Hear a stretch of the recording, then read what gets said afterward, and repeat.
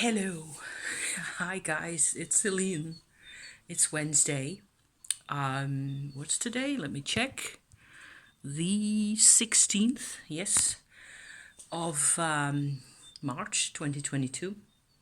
I haven't been out in an age and a half. I can really feel it that I just don't do my vlogging enough at the moment because it's therapeutic for me as well to have to organize my thoughts, to make them come out in at least what to me feels like some kind of a sensible order of things. um Good things, really. I have a lot of new kind of energy, new possibilities, new sense of things happening. Actually, it's all really good, but I part of me doesn't really want to believe it. It's not like I've got new friends or a new job or anything like it, but who knows? Who knows? Because why not, It's a new year, it's a new springtime. We've got beautiness outside in springtime terms, bird song and all that kind of stuff. So flowering, I've got a flowering plum tree in my garden that I'll maybe show you one day or other. Soon. I have to do it soon because it's at the peak of little white blossoms all over the place, and occasionally you see a petal going like that. And otherwise, my backyard is a complete mess, more than normal, because we had really stormy weather here. So this is going to be partly a witchy check-in and then some more detail. Okay, so we might be here for a bit if you want. Okay. Um, because yeah, stormy weather, it was awful. We had 3 days. That's actually 3 weeks ago now. It turned out, because I did a lot of, in the context of the other thing that I want to talk to you about, I did a lot of rereading of journals and things like that, which is very confusing and sometimes a bit, scary to do. But I actually found that it's just 3 weeks ago. It feels like 3 months that we had those big storms, and we had three massive storms in as many days. And it seemed like, well, it was also a weekend where we were away from the house. We went to the north of the country. I actually posted a couple of little teeny tiny vlogs that had something to do with that. It was grand. It was great. We just gotten out of lockdown here again, and so it was a high time that we were in different surroundings. It was wonderful. We had a wonderful hotel with a couple of nights booked, and we took the train to the north of the country. But it was really tricky getting there just before the storm, the big one of the three, actually hit our country, and we managed that just in time. But yeah, it was kind of scary, and to be out on the streets with that bulldozing around you was kind of freaky and scary. And it was a lot of fun, and I did some shopping over there, and it was, all in all, it was a great success, because you really need to be out of the house. After a while, I get cabin fever, and that's been the big conclusion of the past 2 years, is that I have had to work, just like a lot of other people in this whole pandemic thing going on. You had to find ways, make it up. Never mind what, just figure out ways to get through your cabin fever, if that's what you want to call it, or in my case, yeah, that's what it felt like often. And in this year, the last couple of months of this year, there have been quite a few moments where I just didn't know what to do with myself anymore. I've said this a lot of times. I just didn't feel like anything I said or did or thought or felt made the slightest difference. Also, where in other times I was able to go into kind of a hermit mode more easily when things were tough in my life, That's what I used to do. I would just sit it out. I would bring a pile of books, I would journal, I would do, some kind of crafty projects or things, I can always keep myself busy. And even though I've been quite creative and doing quite a bit of little projects and things that were still satisfying to do, it felt like on some level there was just so much exhaustion and frustration, and which is a bad combo, right, to have. That and personal change, personal transformation at the same time. I was just at the end of my wits quite often. So that's one reason why I haven't been out on my channel as much over the past couple of months. I think it's definitely been a trend. I've occasionally been able to record little bits of things where, just to have at least a sign of life that I was still there. I want still to have my channel. I still want to be here. I want to remain active on YouTube. It's just not something I'm ready to let go of as it is, because things are changing and people are changing and things are sometimes tougher. Sometimes it's also that I find myself that I just don't and this is partly because of my tumor practice that I've been going on about for these past 2 years now, that I've noticed that I just don't do well anymore pretending to be anything else than what I really am. I've had enormous lengths of time where I didn't feel like there was anything I could do in a relationship with anybody, really, anybody at all, except maybe my husband, that I've got a particular kind of MO with, he with me and me with him, where we learn from each other and we actually figure stuff out together really well. That's an enormous, huge blessing. But with other people, it's been recently more and more, it's been like I just don't how do you call that, conform to people's behavior anymore. And I don't want to go into too much detail with this, it's not important, but there's no more local history society for me either. That's just not my fault and it's not my doing at all. But I don't think they're active at the moment at all. The person who used to make stuff available for us to come and work for a couple of us, that I was one of, he's decided to quit finally because he just couldn't do the toxicity levels anymore of the people and the levels of the lack of communication in that group and so on and so forth. He's completely right. I don't regret, what's not the word, I miss it, the regret isn't the word, it's just that I'm sorry it's gone, really. And I was thinking this morning even to one of these days to go and have a look whether there's anybody around on Thursdays and what they're up to. But I wouldn't be surprised. I don't know. I haven't been yet, and it will probably be another couple of months before I do that. But I miss it because it was a nice, quiet activity to have. You knew a couple of people there. You could have a chat. You could have a cup of tea, cup of coffee with people, and it was quite comfy and cozy. And I'd already missed out on quite a lot of the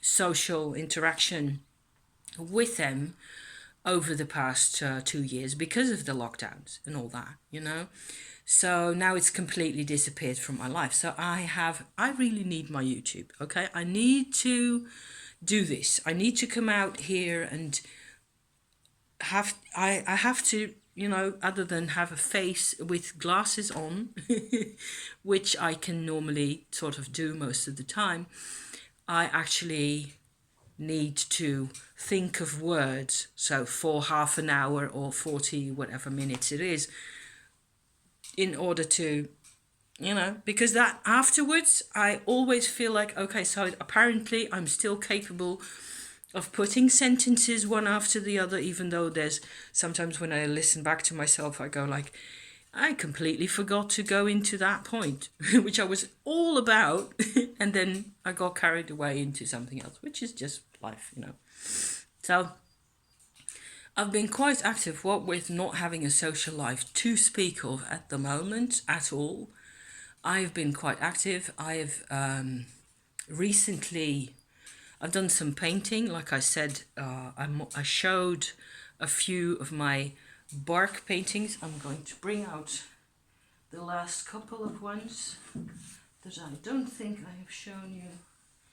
These are my little experiments on bits of tree bark. So there's a snake and in a kind of a goblet kind of situation and a wheel. That's a representation of the Shakti energy right there. And this is another sort of a world peace potential, you know, kind of a symbol with 3 bears in the sky. And I was very much into all sorts of native, shamanic kind of imagery that I was working on. And at the moment, over the past couple of weeks, I haven't really worked on any of this anymore. I have, in total, I have 5 of these now, and I have a couple more pieces of bark that I can still use. But it's not something I do every day or even every week, you know. It just takes time to come up with the next kind of a... But I love those colors. They're pigments with gum arabic and water that I just mix up, and I have little pots of pigments, and I can, with a sort of a fairly limited color palette like this, you can still do a lot, and that's been really satisfying. Other than that, I've also been mixing up essential oils for myself. I'm looking at my bottles over here, which I've got 3 of now. I've been experimenting with fragrances again because I've got a cupboard full of the stuff that I ordered online, where there's all these glorious ingredients in here. And I've got like 3 generations. Actually, it's 2 base fragrances mixes. This one's got a lot of rose and lavender and flowery components in it, and it also has a little bit of this sort of a base mix in it that contains beeswax essential oil, so beeswax absolute, as well as amber resin and what's the other word? You know, mushroom, absolute mushroom distilled things. So this looks really dark and brown. Let me see if I can. I can't, of course, communicate the fragrance to you in this way at all, but still, it's a lot of fun to work with. And I even thought of, I did this yesterday, and it was like I was trying to recreate some kind of a, because I've got some experience with this stuff by now, apparently. And you can just stick a couple of drops of that onto a little, onto a, you know, just a paper towel or a paper handkerchief or something. And I've got several generations of those in this little pouch that I keep hanging here. And you can sort of, if you smell it a couple of times, you wear it for all night, for example, and the next morning, and you can sort of smell the different generations of the same perfume that it's actually become by now. And it's super. It's just glorious. There's so much goodness in here. Oh my God. And this kind of stuff, they don't let you have this in, if you go to a perfume shop nowadays. And there's something that I find, I was just reading a novel where they were talking about making perfumes and making, working with the actual, you know, natural oils and flower oils and all that to create perfumes, to create new compositions using all those ingredients. And as a consequence of that, I was rereading. Have I still got that here? Yes. This is my bottle. It's a very cheapo Not cheap. This was not cheap, okay? This was 80 euros or something. This is Shalimar. This is a very fancy, historically very well known, top of the range perfume. This is just an eau de toilette. It's just a very light version of the perfume. But it turns out that if you read the blogs about those people, from those people who really know about this stuff, it turns out that the older Shalimar versions that there are they're still available. Even on eBay you can get ridiculous prices for, you know, little amounts. Also half bottles and quarter bottles. People are still selling those for prices that I'd be so ashamed to ask $100 for, like, you know, this much left in the bottle. But still, apparently it's still worth it. And the older the perfume is, apparently the darker the color. And as I showed you just now with my flask here, that color, see how dark that is? Oops, that's another drop of goodness right there that landed on my hand. So I'm going to stick that onto my little handkerchief here. I'm going to smell like beeswax absolute and whatever else is in there for the rest of the afternoon.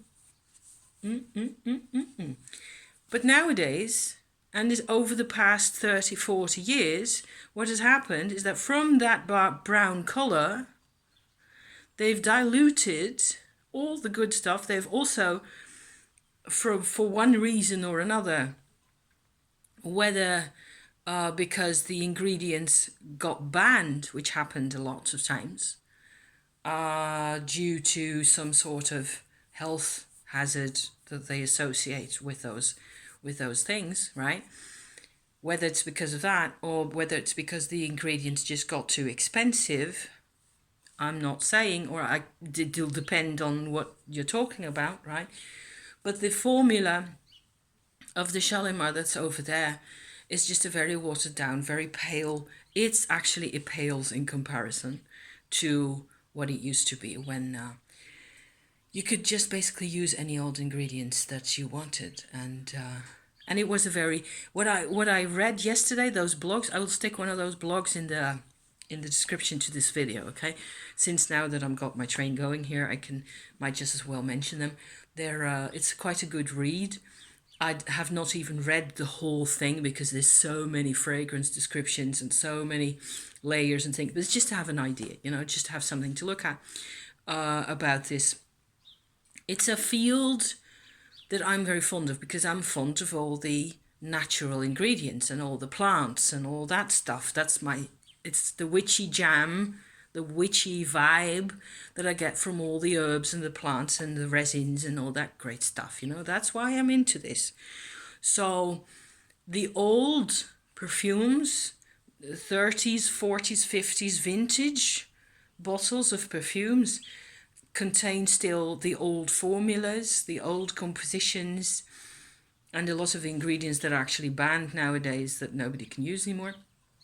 But another difference that I noticed from reading those blogs and those descriptions is that people don't want to smell like that anymore. So what I made, this that I showed you just now, those bottles, okay, I still think that a lot of people don't want to smell like what I've got on my hand here, which is just absolutely fantastic. Even just the one bottle, and there's several other bottles that have different combos, and you can make combinations of the rose variant with that stuff in, and you can make an endless number of variations using the base with the beeswax and all that stuff and the amber, okay, and add that into a flower composition, and then you get all these layers, and it's just a great deal of fun to be working with. But this is a fairly mild, I still personally think it smells really nice. I made a fragrance in total, the end result bottle. I suppose there's two end result bottles here. One that's got the rose and orange blossom version in it. That's quite a lot fresher and it's very gentle. I called it gentle. My formula is called gentle, and it's got a bit of, character to it, but it's really everybody's friend. It just wants to be friendly. Apparently, is what I've been doing. So yeah, and but it's emotional. Okay, the real rose oil, the real orange blossom, the real whatever else is in there, the oak moss, of course, which is a banned ingredient. Oh, it's a tragedy. A tragedy and a travesty, okay? Because oak moss can be an irritant on some skin types. I've never really heard of anybody actually getting hurt from oak moss or tree moss things. Yeah. So, and you have to not eat this stuff. You have to not ingest it. You have to be careful with little kids and so on and so forth. A sensitive skin. Yeah. Yeah. Anyway, I've got both oak moss and tree moss in the house. Those are a couple of the more tricky ingredients. I've never had any kind of skin reaction to this, but then lucky me. Okay. The the formulas are really I find there's a lot of comfort. They're emotional. It's about emotional support. If you put rose oil, actual genuine natural rose oil in there, it costs you a couple of tens of euros, tens of dollars for a small quantity, you know. But you can. It's got this huge personality, and I dilute expensive ingredients often with lavender, a cheaper version, not these cheapest, but an actual cheap, relatively affordable version of lavender oil. So I get a flask or a bottle that has the characteristics of that, of that rose or of a violet leaf or an oak moss or what have you, and it becomes, because you dilute it, it becomes a bit more accessible. It opens up in a way, so that's really cool to work with. All this stuff is super cool to work with. I was going somewhere with all this, and I think I've completely lost it. No, I remember what I was going for. I was going for the idea that people don't always want to smell like this, which would go certainly for the more animalic type fragrances. So the sharper, more challenging kinds of fragrances.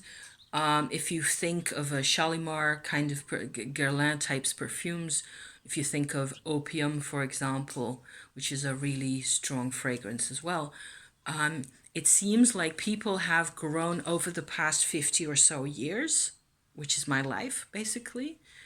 There's more people on the planet, more people who can afford to buy some kind of perfume often, or a couple of them. More people have learned to appreciate this type of stuff. More and more numbers is my analysis. And what you get is nowadays, it's like the whole science of perfume making has become it's become, how do I make a perfume for the masses, so anybody will be able to buy this. That's a completely the opposite, 180 degrees opposite approach to what it used to be. I've got this glorious book that I really should have brought down to show you. It's called Masterpieces of the Perfume Industry. If I think of it, I'll put another link down there. It's like a huge, massive volume of a book, and it's got. When I saw this, I just bought it immediately because I was just drooling. Okay, it's got all these vintagey old velvet boxes in the shape of the actual bottle inside it, and lined with velvet and little tassels and all that stuff. All that, talk about Victorian romantic. It's bliss, okay? It's just beautiful. And a lot of craftsmanship went into all that, and super many different kinds of designs over time.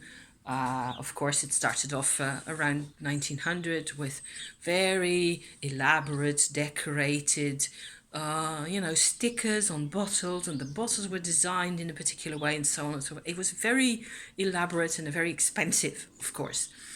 And so that's where what some of us, me included, sort of have a great nostalgia for that kind of thing. And the whole Mata Hari kind of a phantasm, okay? It's the wet dream of a life where somehow, yeah, this kind of stuff has a place to be right there. And then that's where we come from. And some of us nowadays in 2022, okay, and after all everything we've been through, we do like some nostalgia. I certainly do. And we go back to those kinds of things, but it also has to be, I'm checking how long, 25 minutes already. Yeah. So I'm talking way more about the whole perfume business than I was supposed to. I'm trying to say that it's been modernized, because that means, actually what that means is that it's been the formulas and the presentation of this whole part of business really has been changed so as to become accessible to more people. It's been made blander, certainly in the case of the Shalimar perfume, that's been the case. It's made blander, it's been flattened, the excitement isn't really there anymore. So I count myself very blessed that I have all these ingredients. I just went ahead and bought sometimes quite expensive ingredients, but never more than 20-30 euros for a bottle, at a time, really. And then I would do that kind of a thing over the past 5 years or so. I've ordered online a number of times. I've ordered essential oils and absolutes and resins and things, and I can play around with those. And this is 10 minutes or whatever long it is after I spilled the drop on my hand. And you have this huge effect of it settling into your skin like that. And it just goes like, oh, like a almost like a Tibetan bowl kind of an effect. It's just so cozy. So I did my job really well with that one. I am pleased, and I should leave this on my table, or I should turn it into one huge bottle of actual perfume, because this is oil, right? This is just base ingredients. What I can do is take another bottle, put some almond oil that I also got online in there, put as many drops of my different magical contraptions here in there as I like, shake it up properly, dilute with alcohol, and then I have my own perfume. It's that easy. So to be continued, potentially, okay? But the other thing that's really, you saw me holding this maybe, this is my Poplar Balsam bottle that I've been using quite a bit. This is basically beeswax, so not absolute, just actual beeswax, that contains a lot of the red resin, see the redness right there, from poplar buds. I've got 3, let's see if I can show them to you. Yes, 3 pots here. One of honey with poplar buds in that is dried, one of olive oil, and the third and middle one, the darkest one right there, this one, is alcohol. So that's going to be a kind of a macerated poplar bud to actually extract the they're going to sit there and stand there for as long as possible. I've heated up the honey pot and the olive pot a few times for say an hour or so, and I will probably continue to do that because the heat actually extracts some more of the, in which you have to put it in a double boiler in hot water, right, to sit and sort of steep out some of the poplar balsam, poplar buds resins that are in there. And so that was fun. That's also been a couple of weeks ago. It just feels like 3 months ago, but it isn't. It's just very recent, all of this stuff. Okay, so if I'm going to be here 29, that was just my general witchy activities of the moment. Most of this is always stuff that I get around to doing at some point. And sometimes I'll be harvesting or whatever there's to harvest out there. Mugwort, as always, simple things like that. And I've done for years, harvesting my mushrooms if I can get them. Last year was a disaster in terms of mushrooms. I don't know what it has to do. To me, it has very obviously to do with the moment, the weather, as well as the temperature, combined, and the moon phase. And it turns out that the moon phases were organized in such a way in the mushroom season that by the time the moon was right, the weather was right, it was too late in the season to get really any proper shrooms. So my boletes, my penny buns and all that, I had to nearly miss out, nearly completely. I have a couple, and I'm actually thinking that I'm going to stick those that I have still, or at least some of them, into my tonight's bolognese. So that's going to be really yummy. So far, yeah, so it's been, I've always done, over the past years, it's been really regular for me to go harvesting stuff, to work with essential oils, to do all those extra little practical, crafty, witchy things, really. In terms of witchy check-in, I would say that I'd have to do a completely different video on the levels of tumo that I'm working on. There's been an enormous amount of detoxing going on that side of things, so that's nothing new. And I've had to really also get back to my cranberry raspberry mix that I make in order to help detox the whole lymphatic business in my head, skull, and so on and so forth. What with doing a lot of tumo, that just becomes all the more necessary and important. And it's just been a huge deal to get enough of the, somehow it's very difficult to. And the tumo, okay, just to make this understandable, hopefully, if possible, if you don't know what tumo is, it's a Shakti energy, Kundalini energy meditation technique that's really an energy work, basically, that activates a whole lot of energy systems in your body. And it's very demanding, and you have to keep on doing it, and it just, it's a lot of work. There's a lot of benefits as well that I will also, I'll come back to that some other time. But it's been, detoxing is one of the really big sort of results from this, and I don't know where it's going. It starts to feel better now. I must say, I start to feel like I can actually get more of the level of tumo that I want, that I'm working on, also in here. But it's more, it's always more work than you think it is. So I'm gonna have a sip of water, because the other really big thing, what I'm going to do is I'm going to just present this to you, this thing that I want to talk about, for a little bit, and then I'm going to sign off, and then I'll make a separate video about the details of this, okay? Because it's worth it. I have been working on my safety list.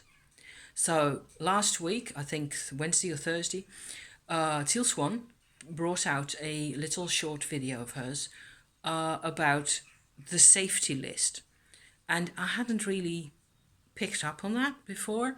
I am kind of a fan of Teal Swan, yes, because of not so much of her personally, maybe because she's a very different kind of personality from me. So I don't necessarily believe that you have to be this huge fan of a person, but I really appreciate everything she's always, come out with. And she's got a couple of strategies out there that the people don't talk about enough. And she is a real advocate for human emotion and for living with your own emotions and processing your emotions in your way. So that's pretty, I think that's so extraordinary, that should be said more often. So that's my point of view as to Teal Swan in general. In this particular thing, it was like it completely went, it just exploded. I started off with this Teal Swan, this safety list idea.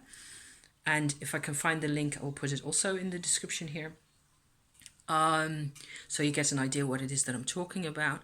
It has to do with rather than when you're in a problematic situation emotionally, rather than having to figure out at that moment what it is that you're supposed to do with yourself, to go to your list, okay? To have a list where you've actually written out for yourself things that make you feel safe, okay? And it went crazy. For me, it just exploded in my face for some reason. I started off fairly simply with a number of things that work for me, and also because things that she describes in her own video don't work for me at all. So I had to kind of figure that out, what it is that I go and do. And I think there's a lot of things that I have quite a bit of experience with already. More, knowing what it is that makes me feel safe, and it's not always the same thing.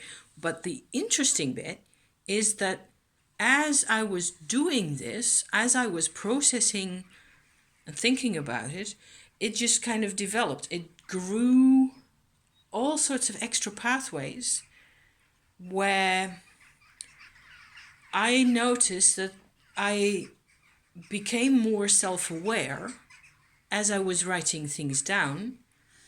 And I've turned this into a complete sort of a reference book for myself, which is this thing here. I still happen to, this is an elastic band that I made to go around it because it got lots of stuff in here by now. This isn't all safety list. The safety list is in the middle and it looks like this. I hope you can see some of that.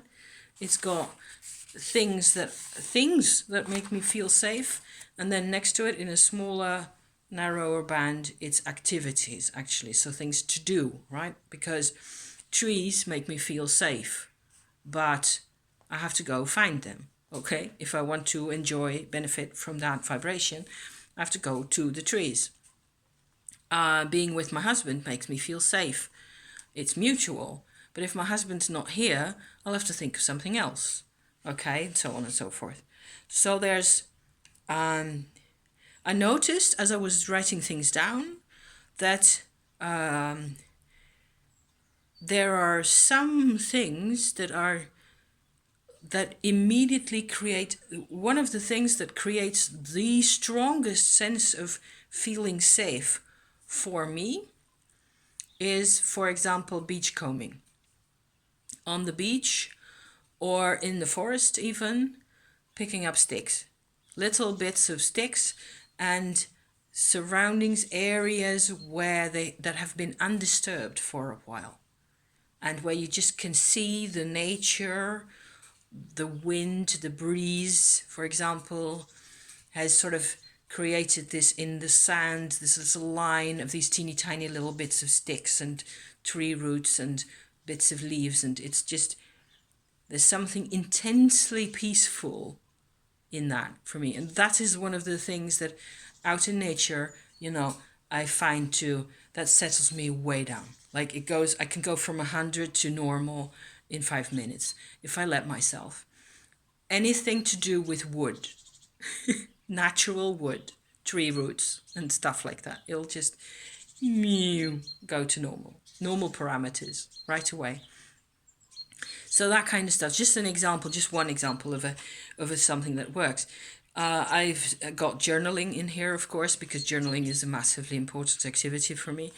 And this whole taking notes, because I've got more lying there, which is why I'm pointing that way.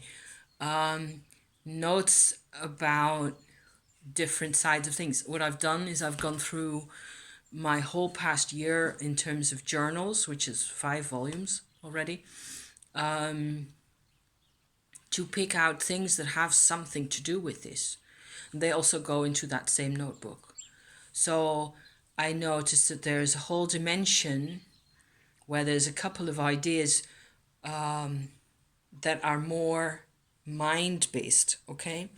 Things that I've read, things that I've come to analyze, things that have been a huge help to me to figure out my own personality, how I respond to things, why some things can be really difficult for me, those kinds of things. So that's how that is connected to the safety list. See what I mean? Because one of the very earliest things I started doing when I was making my safety list is, what are the things that make me unsafe? What is the unsafe part of that? And because I've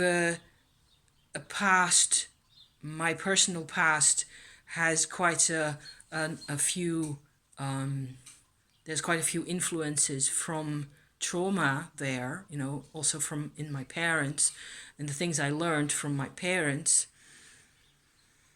There's ideas that have to do with that. Ideas around narcissism, for example.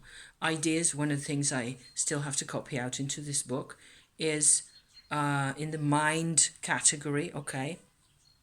Ideas that have to do with narcissism, like I said, or with differentiation. As you grow up, as you're a small kid, a small child, a toddler really, you have to at some point learn to differentiate from your mother.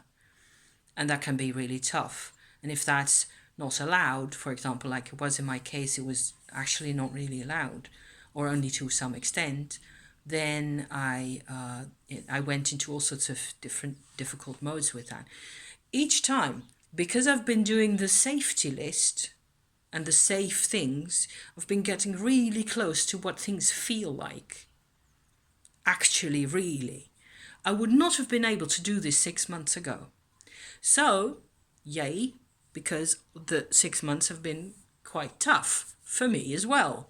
So, coming to the result now, to the acknowledgement that I've actually, wow, I've actually come some way in those 6 months and in those years really of the pandemic, and with everything in it,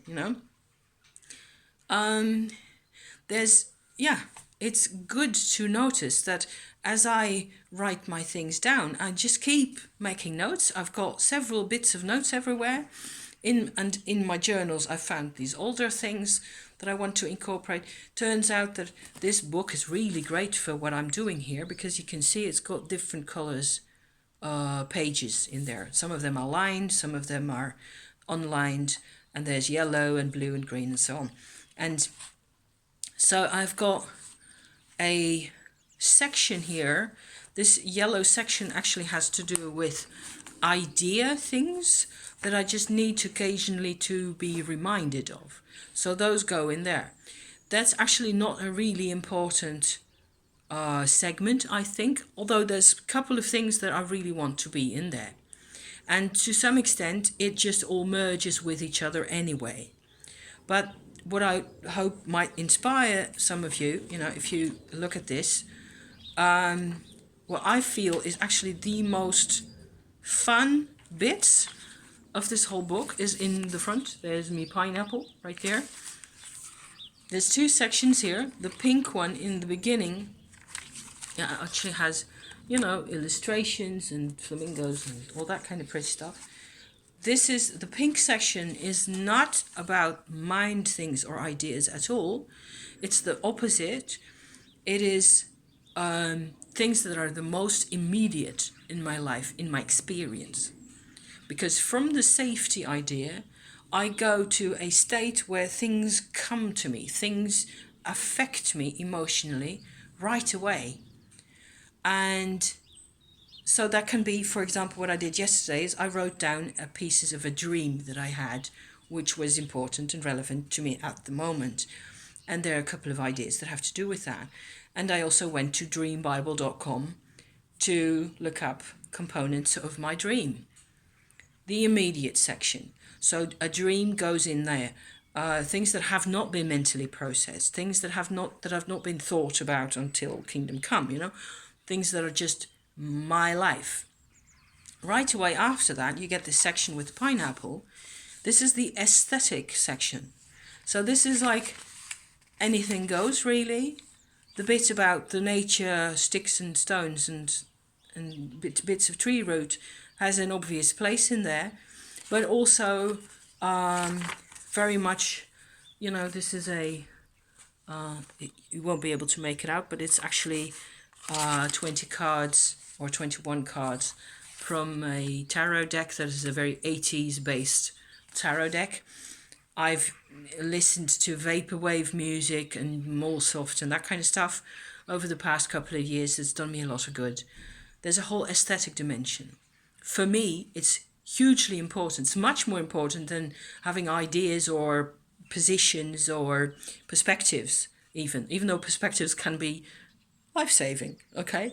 But the aesthetic bit is actually what I noticed. I think it was this morning or yesterday that I actually had this idea that if you're an artist, if you're creative, an aesthetic is something you share with other people, whereas your art will always be personal. To me, that's a perspective that actually applies to sort of across the board for me, where that helps. There's a side of things that is super personal and that's impossible to communicate really. And there's a side that you can share or that you can share in other people. People who put up more soft music that I enjoy hugely. I'm subscribed to 6 channels and whatever, and that kind of stuff. Whereas I don't have that kind of an aesthetic vibe and aesthetic sharing in chill-up music or side-up music, which are other kinds of chilled out, relaxed kind of poppy kinds of music that I listen to on a regular basis. I tend to, have that kind of stuff going in my room more or less, I don't know, 70% of the time or so. The whole Tibetan Buddhism and Tumo thing is not an aesthetic because it's hard work. But you can't always, be working. You need to have places in your life where you can just relax and be yourself and let it come to you, be receptive and so on. So that's what this is going to be about. And there's going to be a ton of stuff in here that's going to be a complete mix and a complete jumble, which is fine and fabulous. The more nutty, crazy stuff I get in here, the better. So I've got this all decorated and there's going to be lots more. And I've got a lot of notes that I still have to put in. And I keep this other little tiny scrappy notebook with me that I just have with me at all times, also out of the house, that I can use to just write down, any kinds of thoughts that I have. And only yesterday, because of the notes from my journals, I made a list of what I had sort of picked up out of there. There were wildly different approaches coming out of those journals. And some of them were absolutely mind-based, and some of them were immediate or experience-based, and some of them are creative, and so on and so forth. So I was really pleased to discover that I could actually use these different color papers to create these aspects for myself. Mwah! Amazing. I love it. And maybe I've actually said enough about this now. With the introduction, it's something that people need to figure out for themselves anyway. Whether you want to do this, if you're inspired, super, go ahead. However, I have noticed that as you work on this, you change yourself. You become a lot more, even more self-aware. But it's a great tool, the safety list to start off with, and then wherever that takes you from there is a great tool to work with the self-awareness and the self-compassion that we are sort of, as a society, as humanity, being forced into anyway. So that's my take on this whole thing, is that since we are being more or less being forced into compassion and self-compassion all over the planet, nearly all of us, at one point or another, right? It's, for me, I notice that it's just great to have tools and to have places to put things. Everything gets its own room to live, and it's room to live in my awareness, in my life, and so there's more thoughts. There's always more thoughts. Haven't been doing a lot of tarot or any of it cards wise recently because I've just been too messed up, too much in a mix, and yeah, too busy, I suppose, occasionally. And when I have a good card spread, I tend to come out and share it with you guys. Like last Saturday, I think I did one. It's only a couple of days ago. It feels like forever. So thank you. If you've lasted all this time, 50 whole minutes, yes, it's done me the world of good. To really, I can actually sort of recapitulate all the things. I have Mercury retrograde in my chart, okay?